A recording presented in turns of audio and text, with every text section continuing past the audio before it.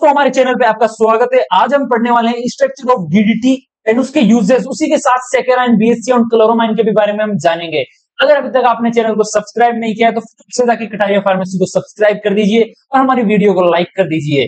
Bell icon भी साथ के साथ दबा देना ताकि आगे आने वाली वीडियोस की नोटिफिकेशन आप मिस ना कर सको। तो दोस्तों आज की वीडियो हम फटाफट से जल्दी से स्टार्ट करते हैं। बेंजीन एंड इट्स डेरिवेटिव्स, उसी के साथ हमने पढ़ा analytical, synthetic and other evidences in the derivation of benzene, यानी बेंजीन रिंग में कौन सी डेरिवेशन और कौन से एविडेंसेस दिए गए थे उसके स्ट्रक्चर को प्रूव करने के लिए। उसी के साथ orbital picture, resonance in benzene, aromatic characters and Huckel's rule के साथ साथ हमने पहली वीडियो कंप्लीट करी। आप देख सकते हो, पहला लेक्चर आपको मिल जाएगा बिल्कुल फ्री यूट्यूब पे। और उसके साथ बाद में हमने दूसरे लेक्चर में कंप्लीट किया रिएक्शन ऑफ बेंजीन। बेंजीन कौन से रिएक्शंस करता है। बेंजीन करता है nitration, sulphonation, halogenation and Friedel craft alkylation, acylation. इसी के साथ साथ हमने जो हमारी तीसरा लेक्चर था उसमें कंप्लीट किया कि सब्स्टिट्यूएंट्स आखिरकार क्या होते हैं, उनके इफेक्ट्स क्या होते हैं रिएक्टिविटी पे बेंजीन की और बेंजीन के ओरिएंटेशन पे। आज की वीडियो में हम पढ़ने वाले हैं structure and use of DDT, saccharine and BSC, chlorine.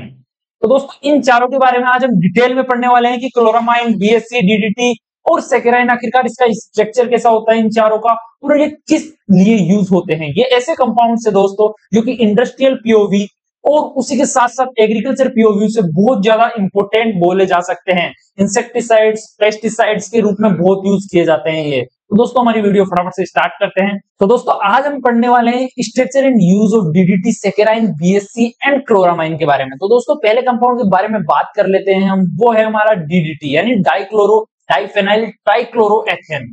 दोस्तों इसके स्ट्रक्चर के बारे में बेसिकली हम बात करते हैं।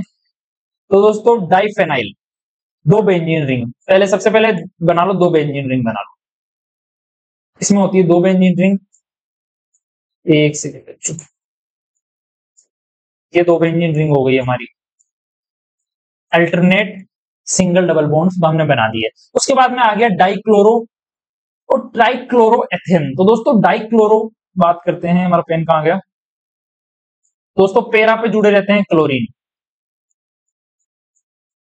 तो दोस्तों पैरा पे जुड़े रहेंगे क्योंकि पैरा ऑर्थो पैरा डायरेक्टिंग होता है ये, इसी वजह से। और फिर इसके बारे में बात करते हैं आगे, ट्राइक्लोरोएथेन। तो दोस्तों ये जुड़े रहते हैं कार्बन से, और वो कार्बन जुड़ा रहता है दूसरे कार्बन से, और वो कार्बन जुड़ा रहता है तीन क्लोरीन से। तो दोस्तों ये हो गए इसके सब्स्टिट्यूएंट्स, ये हो गया एल। तो दोस्तों यहाँ पे एल है, सीएल। दोस्तों इस स्ट्रक्चर को बोलते हैं हम डीडीटी। इसकी नेमिंग के बारे में बात कर ले, डाइक्लोरो, सबसे पहले सब्स्टिट्यूएंट्स की बात करते हैं। डाइक्लोरो यानी दो क्लोरीन। सबसे पहले बेंजीन रिंग, सबसे पहले काउंट किया जाता है कितने कार्बन हैं, इन दोनों को कार्बन को काउंट कर लेते हैं हम, मैथ एथ। तो ये हो गया एथेन। तो बात करते हैं डाइक्लोरो, दो क्लोरीन, ये हो गए दो क्लोरीन। डाइक्लोरो डाइफेनाइल, दो बेंजीन रिंग हो गई, एक ये हो गई और एक ये हो गई, डाइफेनाइल। ट्राइक्लोरोएथेन, ये हो गया तीन क्लोरीन है इसमें, इसकी वजह से हो गया ट्राइक्लोरो मैथ एथेन। इसका नाम हो गया डाइक्लोरो डाइफेनाइल ट्राइक्लोरोएथेन। तो दोस्तों ये हो गया हमारा डीडीटी का स्ट्रक्चर कंप्लीट। तो दोस्तों अब आगे देखते हैं कि डीडीटी की आखिरकार होता क्या है। मैंने आपको स्ट्रक्चर समझा दिया। अब बात करते हैं कि डीडीटी यानी कि डाइक्लोरो डाइफेनाइल ट्राइक्लोरोएथेन आखिरकार होता क्या है, उसके बारे में बात करते हैं हम डीपली।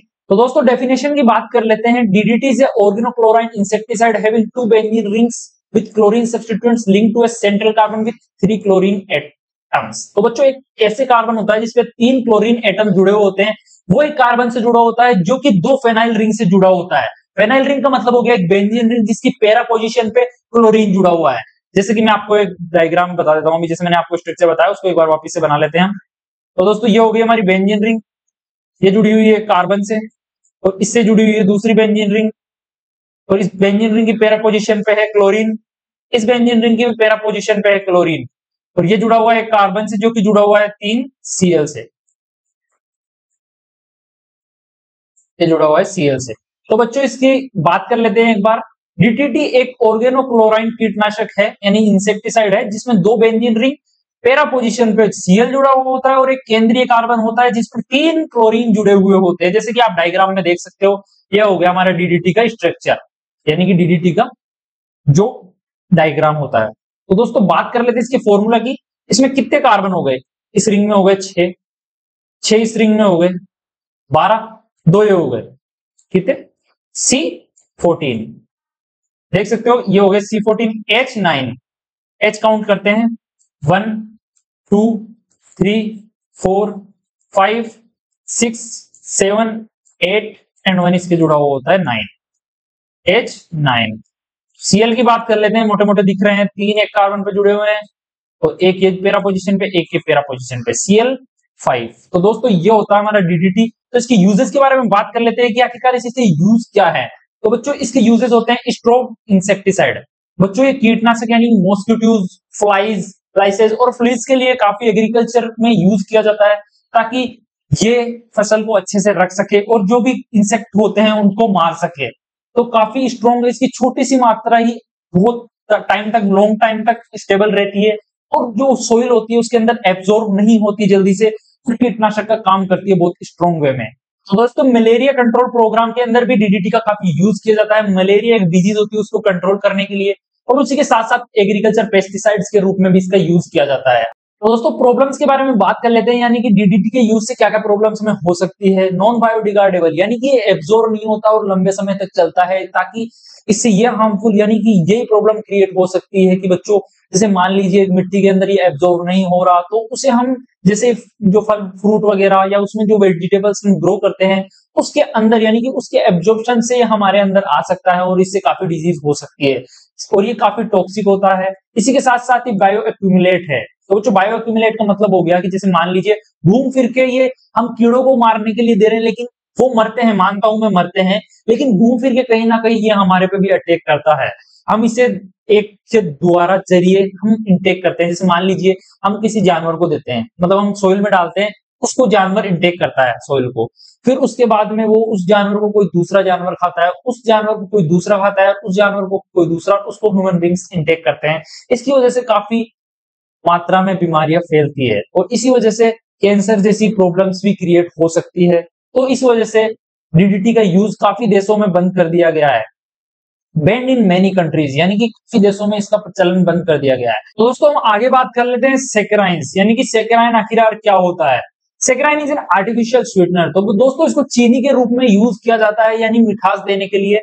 है benzene ring fused with A heterocyclic ring containing SN C bond O and SO2। तो दोस्तों एक हेटेरोसाइक्लिक रिंग होती है जो SN C bond O and SO2 से बनी हुई होती है, उसके साथ जुड़ी हुई बेंजीन रिंग। तो दोस्तों मैं आपको बना के दिखा देता हूं एक बार। ये हमारी बेंजीन रिंग हो गई जो कि काफी इंपॉर्टेंट मानी जाती है और ये जुड़ी होती है एक हेटेरोसाइक्लिक रिंग से। ये हमारी S bond O bond O N bond O। तो दोस्तों ये हमारी रिंग होती है जो कि एक हेटेरोसाइक्लिक रिंग से जुड़ी होती है, फ्यूज्ड रिंग। इसके बारे में बात कर लेते हैं। सेकेराइन एक कृत्रिम मिठास देने वाला पदार्थ है, जैसे कि मैंने आपको बताया मीठा एक यानी कि चीनी के रूप में यूज किया जाता है, जिसमें बेंजीन रिंग और SN sulphur nitrogen C bond O and SO2 वाले हेटेरोसाइक्लिक रिंग जुड़े होते हैं। तो दोस्तों ये है हमारा कंपाउंड, मैंने आपको स्ट्रक्चर बता दिया जो कि एग्जाम के POV से काफी इंपॉर्टेंट है। इसके बारे में बात कर लेते हैं। फॉर्मूला में C7, तो बच्चों इसमें कार्बन की काउंटिंग करते हैं हम सबसे पहले। तो बच्चों 1 और बेंजीन रिंग में हो गए 6, यानी कि ये हो गए पूरे 7, ये हो गए C7। ये काउंटिंग काफी इंपॉर्टेंट है। H5 हाइड्रोजन की बात कर लेते हैं। 1 2 3 4 और एक कहां पे जुड़ा हुआ होगा बच्चों, एक जुड़ा हुआ होगा नाइट्रोजन पे, 5 हो गया हमारा 5। आगे बात करते हैं N की, यानी नाइट्रोजन कितना हो गया N यानी 1, H5 N1। ऑक्सीजन की बात कर लेते हैं हम, यहाँ पे 3 ऑक्सीजन दिख रहे हैं, O3 और 1 सल्फर। ये हो गया हमारा फॉर्मूला। तो दोस्तों बात करते हैं हम यूजेस, यानी कि सेकेराइन के क्या यूज है। तो बच्चों 300 से 500 ज्यादा गुना स्वीटनर देन शुगर, यानी कि चीनी से 300 से 500 गुना ज्यादा मीठी होती है और 0 कैलोरीज वाली होती है सेकेराइन। दूसरी बात करते हैं यूज इन डायबिटिक फूड, यानी कि डायबिटिक फूड में यूज की जाती है। सॉरी गाइस, डाइट फूड में यूज की जाती है एंड डायबिटिक फूड में भी यूज की जाती है। बेवरेज एंड टूथपेस्ट, यानी कि कोल्ड ड्रिंक्स वगैरह में भी सेकेराइन की कुछ मात्रा आती है और टूथपेस्ट में भी सेकेराइन आता है। नॉट मेटाबॉलिज्ड, यानी कि मेटाबोलाइज नहीं होती, इसी वजह से डायबिटिक फूड में काफी सेफ मानी जाती है, यानी डायबिटीज में काफी सेफ मानी जाती है ये। तो दोस्तों अब बात करते हैं हम ऐसे कंपाउंड की, उसका नाम है benzene hexachloride, lindane gamma hexane भी इसे कह सकते हैं। तो बच्चों बेंजीन की एरोमेटिसिटी लॉस हो जाती है और हर जो 6 पाई इलेक्ट्रॉन है वहां आके जुड़ जाते हैं क्लोरीन। तो दोस्तों इसके बारे में हम पढ़ते हैं थोड़ा। BSC is a hexachloro cyclohexane formed by addition of 3Cl2 to benzene, aromaticity lost, alpha isomerism, lindane is insecticidal. तो बच्चों BSC एक हेक्साक्लोरो साइक्लोहेक्सेन है जो बेंजीन में 3Cl2 यानी 3 क्लोरीन के जुड़ने से बनता है, एरोमेटिसिटी खत्म हो जाती है और अल्फा आइसोमरिज्म को बोलते हैं। अल्फा जो आइसोमर बनता है उसको बोलते हैं लिंडेन। वो प्रभावशाली कीटनाशक है। फॉर्मूला देख लेते हैं C6H6Cl2। तो दोस्तों इसका स्ट्रक्चर मैं आपको बता देता हूं। बेंजीन रिंग पे हाइड्रोजन थे, ठीक है, यहाँ पे हाइड्रोजन जुड़े हुए थे और जो 6 पाई इलेक्ट्रॉन्स थे यानी कि डबल बॉन्ड बने हुए थे, जो डबल बॉन्ड यानी कि एरोमेटिसिटी एरोमेटिक कैरेक्टर लॉस्ट हो जाते हैं और हर जगह आके जुड़ जाता है Cl। हर जगह यहाँ पे जुड़ जाता है Cl। ये Cl जुड़ गया, यहाँ पे 6 Cl हो जाते हैं ये। तो इसका फॉर्मूला हो गया C6H6Cl6। तो ये है हमारा कंपाउंड BHC यानी कि बेंजीन हेक्साक्लोराइड, यानी 6 क्लोराइड बेंजीन पे जुड़ जाते हैं, उसी को बोलते हैं BSC। तो दोस्तों इसकी यूज देख लेते हैं।